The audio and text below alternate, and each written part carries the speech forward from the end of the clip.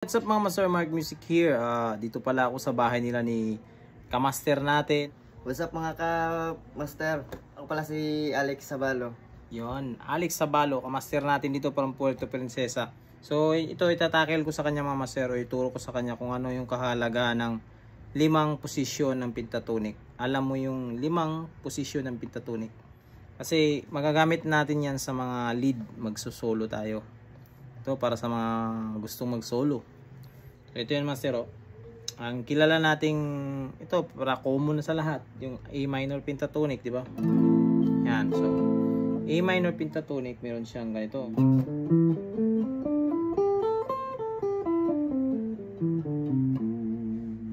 Yan yung tawag diyan, master.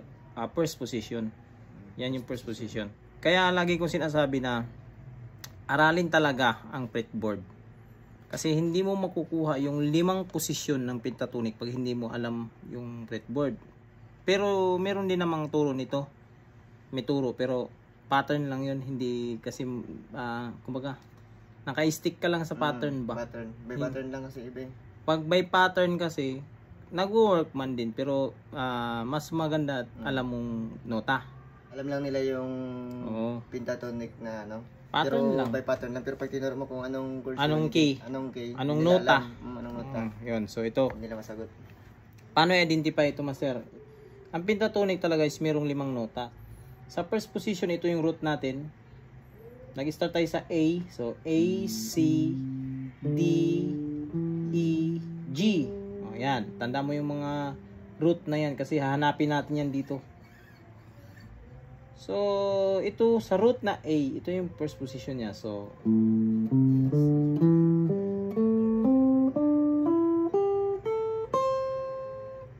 ngayon, ito yung ating index finger. Ilalagay natin siya sa C. Hanapin natin sa fretboard. So, A.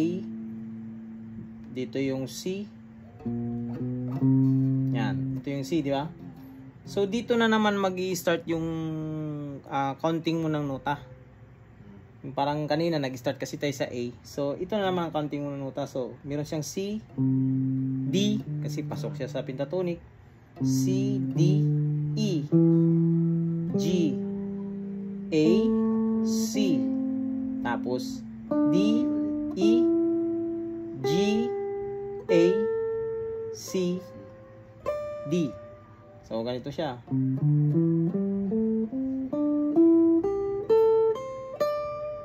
Yan na yung ating second position. Third position natin is ito. Yung index natin, lalagay na natin sa D. Kasi, pag lampas ka kasi, wala yan sintonado. Dito sintonado. So, sa D. So, counting na naman ang nota. So, D, E, G, E, Apple, yon. Tapos, C, D. Tapos, ito yung E, G, A, C, D, E. Oh, ayan na.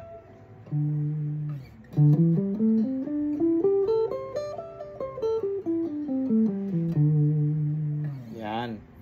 Tapos ito yung ating index finger. Ito na yung pang fourth position naman. So, ilan na yun? 1, 2, 3, 4. Nasa E tayo, E. So, counting na naman. E, G. G agad tayo kasi wala namang G flat tsaka F.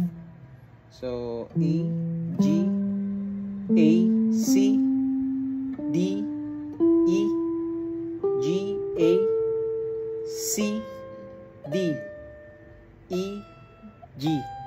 Yeah? Continuous pala Oh, siya. continuous. Parang ito. Parang hanggang dito siya na Yes, 5 hanggang kailangan mo siyang sa ulo. Kaya nga labi ka importante yung i-memorize mo talaga yung nota. Na kahit pag dito yung course mo, i-minor.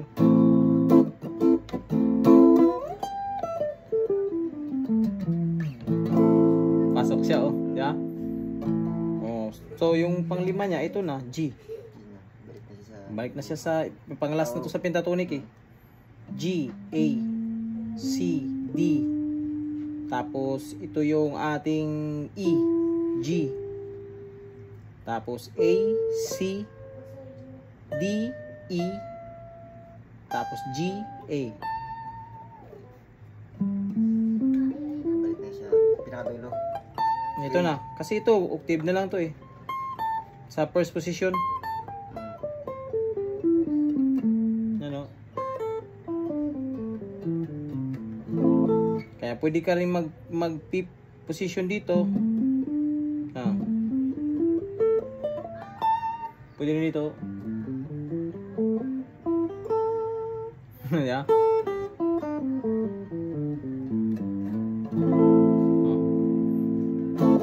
Kaya kagandahan nitong pag alam mo tong mga posisyon na to kasi pwede ka kasing mag-combination nito, master. Pwedeng mag-start ka sa first position, din sundan mo siya ng ikaw, example, anong gusto mo? Example lang. Basta doon ka lang sa limang posisyon. So pwede kang kukuha ng part dito sa first position. Ito yung first position, di ba? Alam mo? Tapos sundan mo ng something dito tayo sa third position.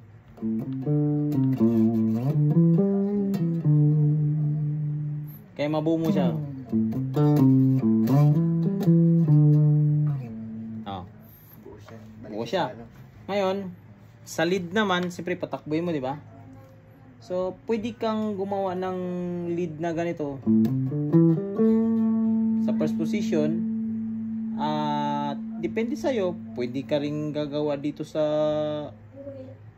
dito sa low string mo. Tapos i-combine mo dito sa baba, dito ka na sa third position o dito ka na mag-start. Yung kukunin mo naman sa third position, hindi ito. Dito. O, so, ganito na.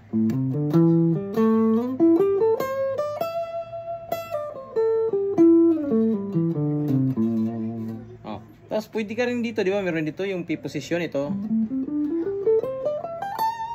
Pwedeng galing ka dito. Tapos kunin mo yung P position.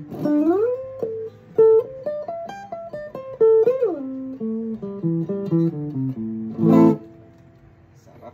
Nagits mo, di ba? Kumukunik-kunik, di ba? Oh, pwede ka rin mag-start dito, masero. Ito, third position to eh, ng pinatunik. Yan. Tapos, something kukuha ka dito sa fourth position. Sa fourth position, pwedeng ito lang kunin mo. Balikan natin, ha?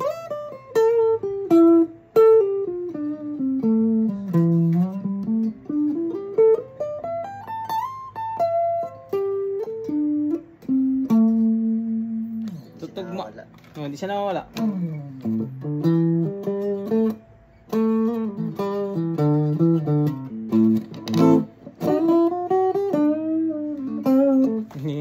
Nilagyan ko na ng blues.